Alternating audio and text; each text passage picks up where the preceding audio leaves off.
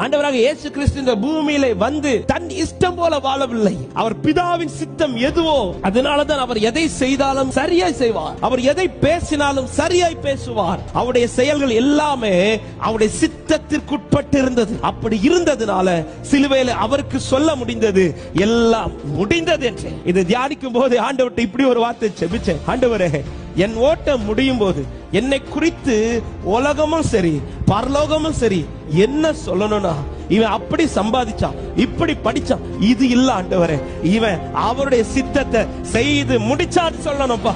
ஊழியர்களுக்கு மட்டுமல்ல தேவ சித்தம் என்பது, தேவனால் தெரிந்து கொள்ளப்பட்ட எல்லார் வாழ்க்கையிலும் தேவன் ஒரு சித்தத்தை வச்சிருக்கிறார். எல்லாருடைய லைஃப்ல ஏதோ ஒரு சித்தம் இருக்கிறது. அதை கேட்டு அறிந்து அதை செய்து முடிக்க தியானம் பண்ணுங்க. அதுதான் தேவன் கொடுக்கிற தருணத்துல நாம் செய்ய வேண்டிய சித்தத்தை அறிந்து செயல்படும். கனி கொடுக்கணும். சித்தத்தை செய்கிறவனா இருந்தாலே போதுங்க, கனி கொடுக்க வச்சுட்டே இருப்பாருங்க.